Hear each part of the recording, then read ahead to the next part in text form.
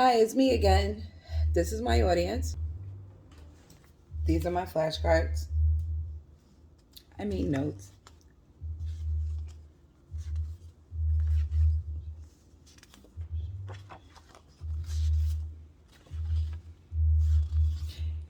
And now I can begin with the quote best said by author George Eliot. Don't judge a book by its cover. Emotional support is a vital method in prevention of a crisis. Has there ever been a time where you were in need and you felt there was no one around to help? I've been in that situation. I felt that way. I've isolated myself. Providing and receiving emotional support is crisis intervention that can reduce mental, emotional, and physical responses to a crisis. Now that I have your attention, let me explain why there is a need for emotional support. Millions of people suffer without help.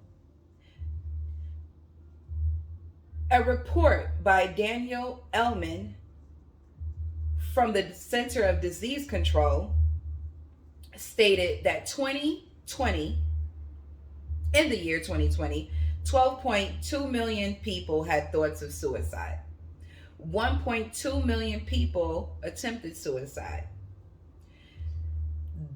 This information led me to do further research, and I found that suicide was amongst the 10 leading causes of death for people between the ages of 10 and 64. This is the second leading cause of death for children and adolescents between the ages of 10 and 14, and adults between the ages of 25 and 34. Now, we all remember how traumatizing the year 2020 has been for most. It was throughout the pandemic. To me, this is understandable because, in my personal experience, my son was 18 then. He had thoughts of suicide. My only means to help him was to sympathize and seek solace and support from a therapist. In my opinion, this can prevent a demise. Emotional support can bring satisfaction, knowing that you can help. It starts with exuding a level of empathy, a high level of empathy. The American Psychology Association suggests that you sit, talk, and be supportive in a non judgmental way. Active listening builds a rapport with the individual. It can also build trust. Now close your eyes and visualize this.